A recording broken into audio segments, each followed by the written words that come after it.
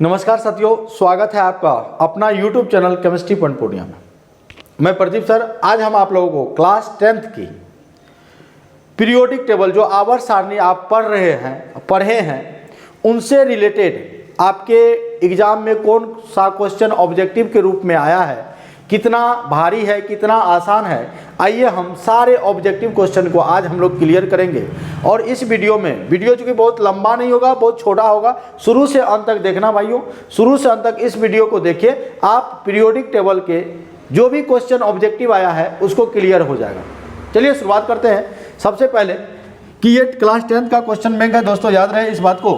पहला क्वेश्चन है question number 1 और ये क्वेश्चन देखिए 2021 में पूछा गया है। मैं आंसर भी, चूंकि इस क्वेश्चन को हाथ से लिखकर हम सोचे कि चलो क्या क्या क्वेश्चन है, तो सारे क्वेश्चन का संग्रह कर लिया है और इनको देखिए समझने का कोशिश कीजिए। 2021 का ये क्वेश्चन है और एकदम ताज़ा क्वेश्चन है कि सिलिकॉन का संकेत होता है दोस्तों SI। एक क्या है?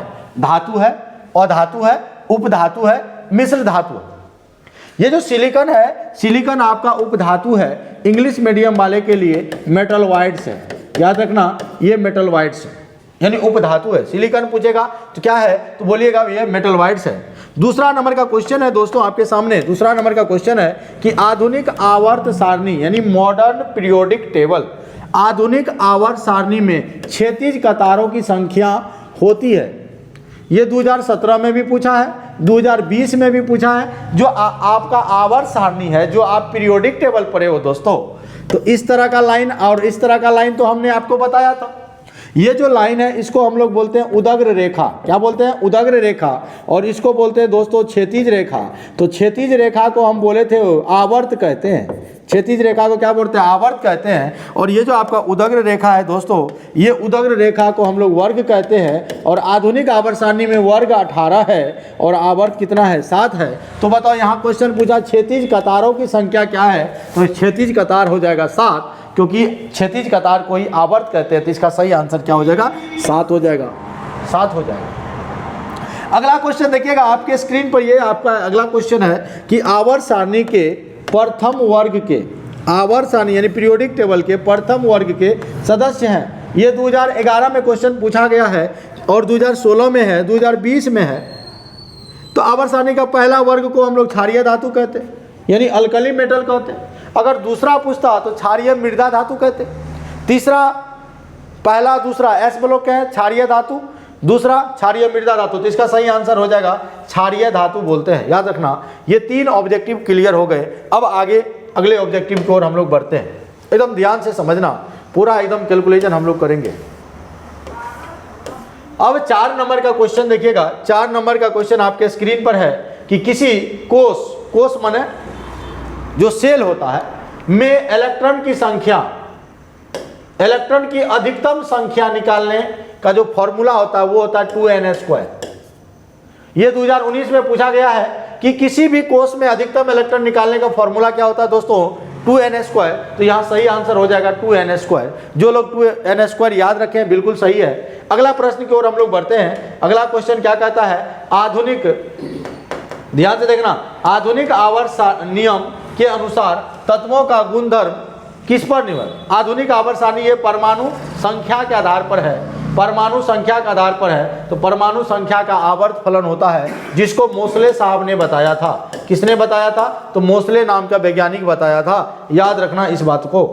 अब अगला क्वेश्चन है आधुनिक आवर्त सारणी में बाएं से दाएं, यानी बाएं से दाएं, इधर से इधर जाओगे तो मतलब आप आवर्त में जाओगे और बाएं से दाएं जाने पर परमाणु साइज क्या होता है? तो घटता है। ये 2018 का क्वेश्चन है ना, क्योंकि नाभिकीय आवेश बढ़ जाता है और नाभिकीय आवेश बढ़ जाने के कारण जो आकर्षण है, परमाणु का जो नाभिक है और इलेक्ट्रॉन है उसके बीच क्या होता है? आकर्षण बढ़ जाता है। क्लियर? तो यहाँ घटता है, हो जाएगा।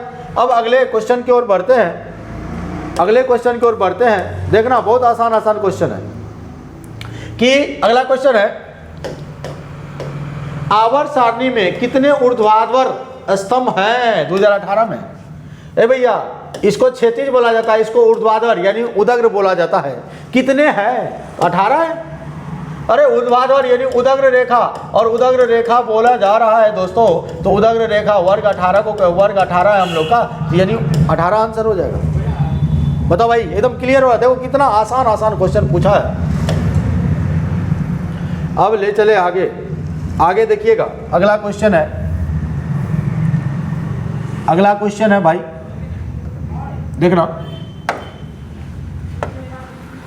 देखना अगला क्वेश्चन।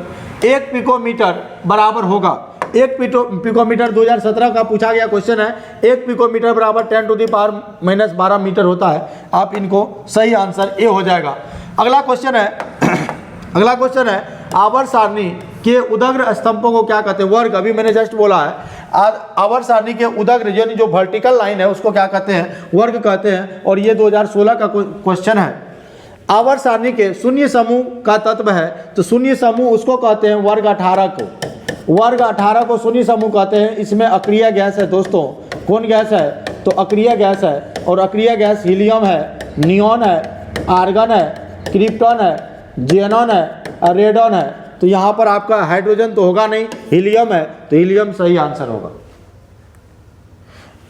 आधुनिक आवर्त सारणी में तत्वों का वर्गीकरण का आधार क्या है? परमाणु संख्या।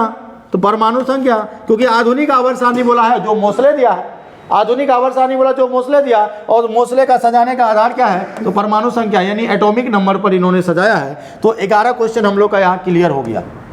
बताइए, किन्हीं को अगर कोई दिक्कत हो रही है तो कमेंट के माध्यम से आप मुझे बोल सकते हैं। फिर आगे बढ़ते हैं।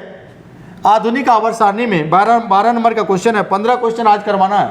आधुनिक आवर्त सारणी में वर्गों की संख्या, वर्ग को इंग्लिश में बोलते हैं भाई साहब ग्रुप, और ग्रुप की संख्या कितना है? 18, यानी आप आंसर बोलेंगे 18। आवर्त सारणी के कितने आवर्त हैं? आवर्त तो 7 होते हैं। ये क्वेश्चन जानते हैं कब पूछा है? ये भी पूछा गया क्वेश्चन है। आवर्त सारणी के किसी आवर्त के तत्वों में कौन सा गुण समान होता है?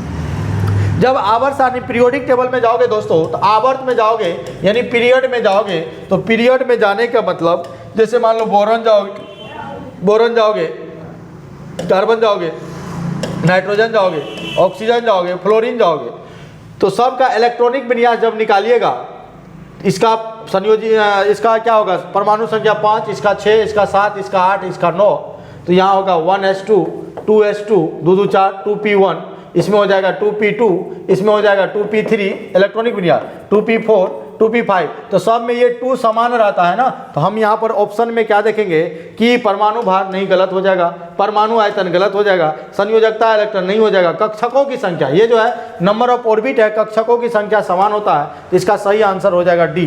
क्या हो जाएगा? सही आंसर हो जाएगा डी।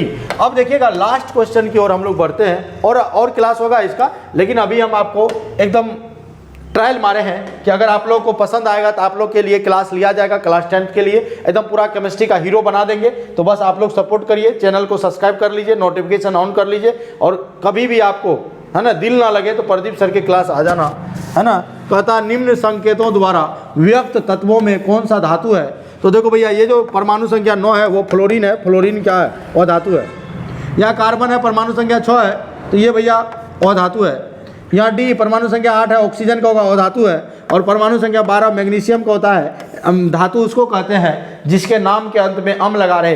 तो यहाँ पर भैया अम्ल है, तो ये हमारा बी ऑप्शन हो जाएगा। तो आशा करते हैं कि इस 15 क्वेश्चन में आप लोग को आइडिया लग गया होगा कि एग्जाम में किस तरह के क्वेश्चन पूछे जाते हैं। लगा कि नहीं लगा? अगर अच्छा लगा तो शेयर कर देना, लाइक कर देना, एकदम कमेंट करना अगर कोई भी तरह का और वीडियो चाहिए तो। धन्यवाद, आज के लिए इतना ही।